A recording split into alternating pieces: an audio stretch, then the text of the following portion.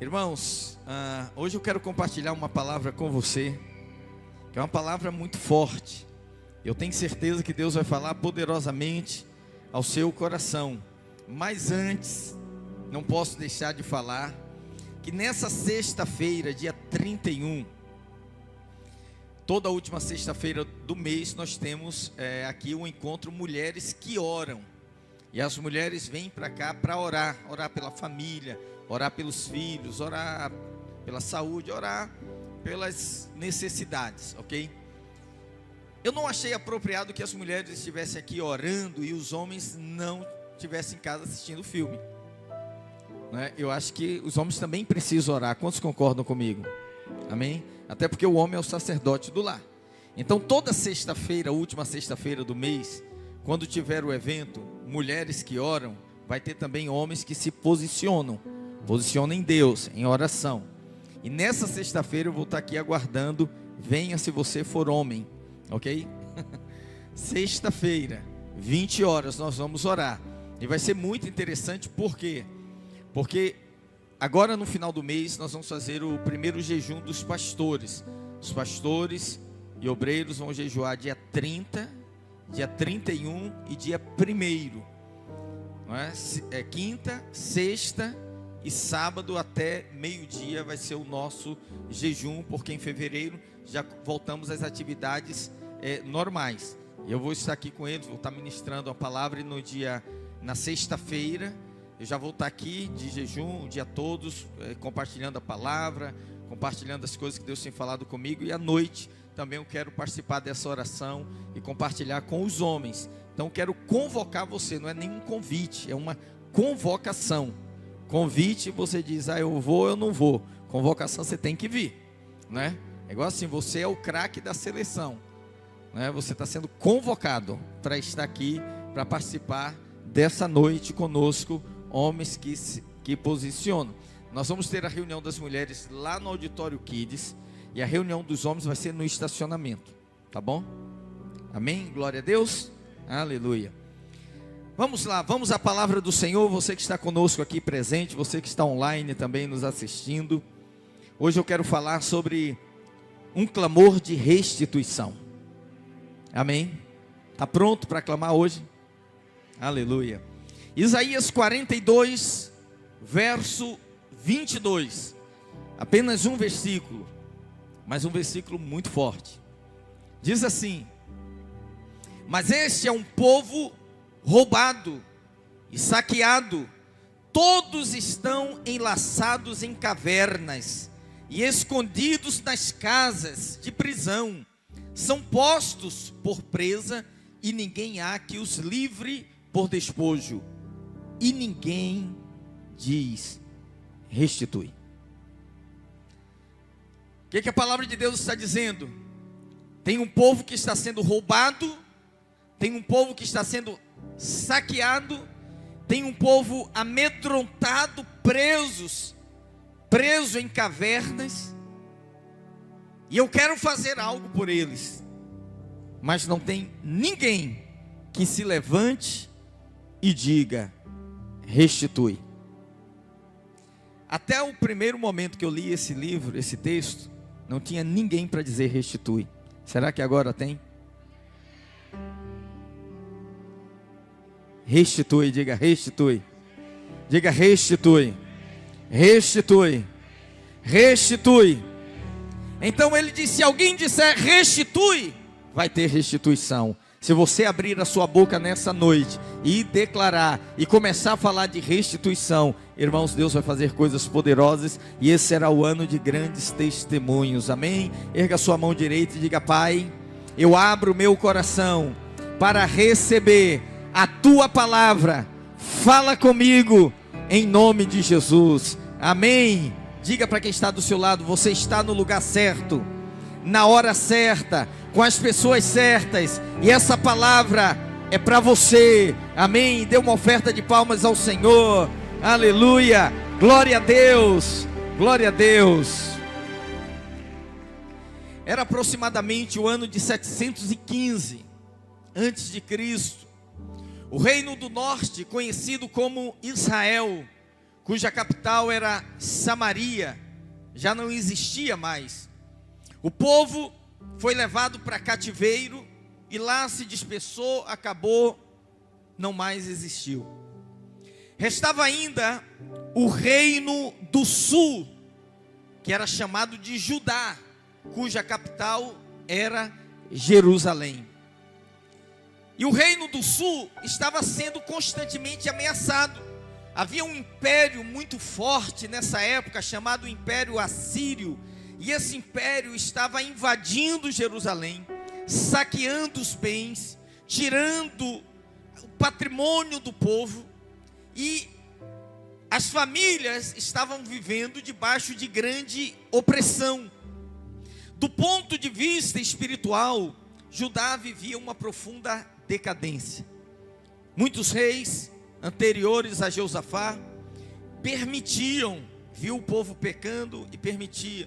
O povo levantava altar a Baal, a Astarote, aos deuses que têm boca, mas não falam, têm olhos, mas não veem, têm ouvidos, mas não ouvem, têm mãos, mas não apalpam, têm pés, mas não andam, som nenhum sai da sua garganta. Salmo 115 diz: semelhante a eles se tornem todos aqueles que os fabricam e aqueles que os adoram. Eram assim esses deuses falsos que estavam sendo adorados, e por causa da idolatria, o povo estava padecendo.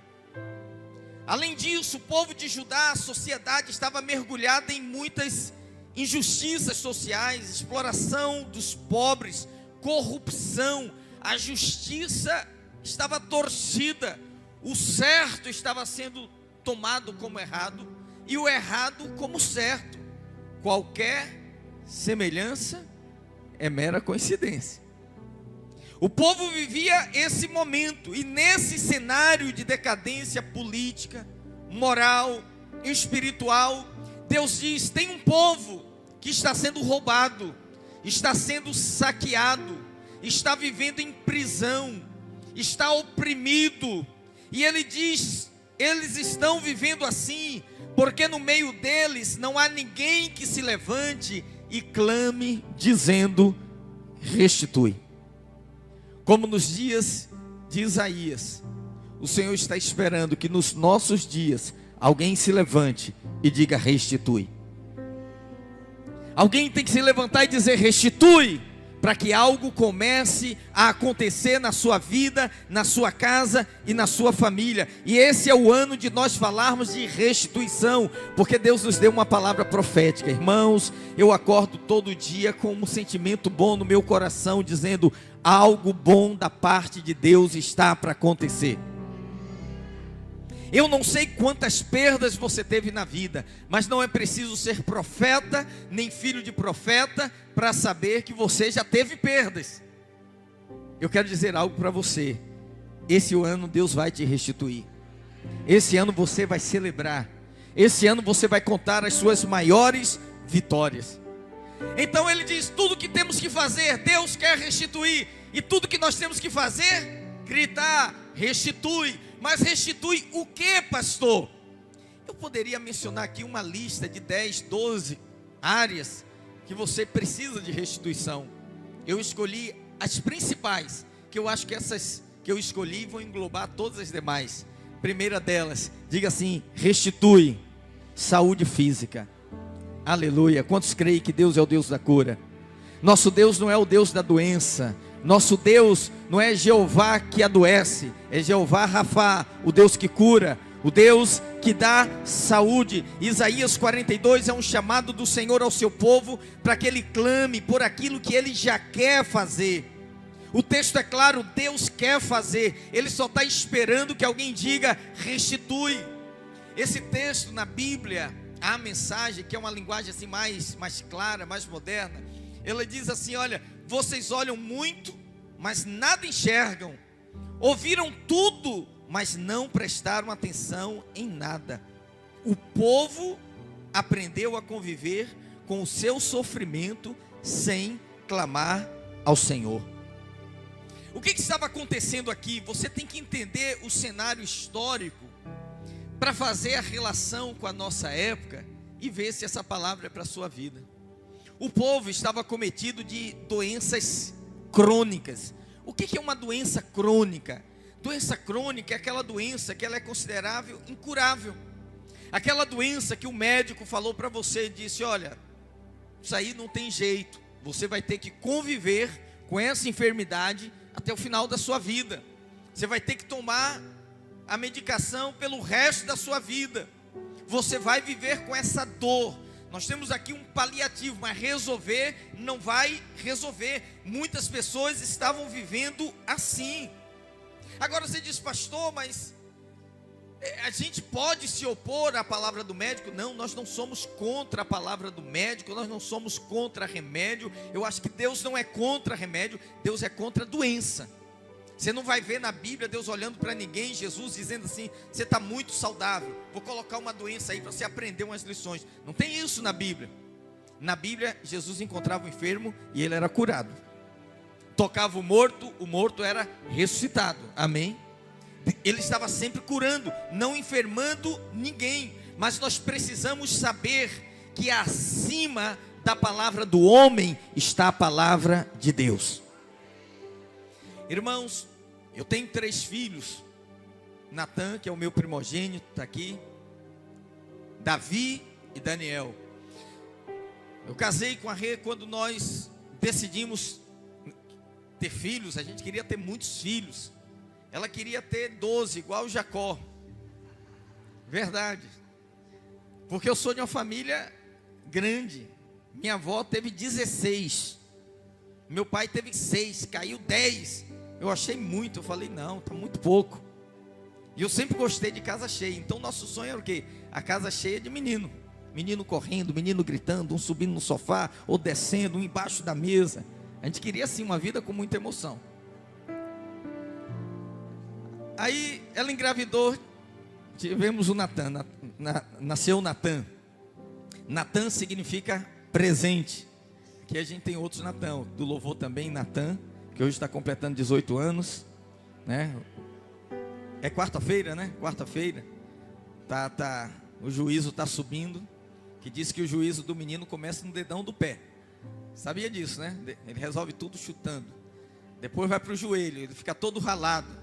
Depois vem aqui, né, a parte da puberdade. Ele pensa em sexo o tempo todo. E aí aos 30 anos sai o dente siso, que é o dente do juiz. Aí já está aqui, mais ou menos, é o sinal que está chegando no lugar, né? Leva mais ou menos aí uns 30 anos. Mas enfim, o Natan nasceu. E a gente agora vamos ter outro filho. E aí a Rê teve um mioma. E um mioma muito grande, parecia uma gravidez. O médico falou: olha, vai ter que operar. E foi uma outra cesárea. E ele falou: o útero dela está muito prejudicado, vocês não vão poder ter mais filhos. E ele queria fazer a laqueadura. Eu falei: não, doutor, não faz não, deixa assim. Ele: não, mas vai ser uma gravidez de risco e tal. Eu falei: não, deixa aí, porque a gente quer ter outro filho. E assim, foi o mesmo médico até o último, né? Até o presente momento é o mesmo, né? Que sempre cuidou dela. Passaram os anos, por isso essa distância do primeiro para o segundo filho é por conta disso. Ela teve um mioma, aí engravidou, perdeu a gravidez, fez uma curetagem. O médico falou: olha, não aconselho que ela engravide. Vamos fazer, laquear tudo, vamos encerrar isso. Eu falei: não, doutor, a gente tem desejo de ter mais filhos. E aí, depois de passar por tudo isso, ela engravidou, teve um filho. Aí foi o Davi. E Davi, ela chamou de meu milagre. Natan, presente, Davi, milagre. Davi significa amado. E aí, quando o Davi nasceu, ele falou: olha, mais uma cesárea, não é bom que ela faça outra, então vamos encerrar aqui. Falei: não, doutor, deixa. E aí passou um tempo, ela engravidou novamente. E aí veio Daniel. E o Daniel é o nosso bônus. Então a gente tem um presente, o milagre e o bônus. E hoje de manhã, né, eu estava aqui pregando e o Daniel estava ali tocando. Eu falei: puxa vida, se eu abrisse mão naquela época, eu não estaria com o meu tecladista hoje aqui.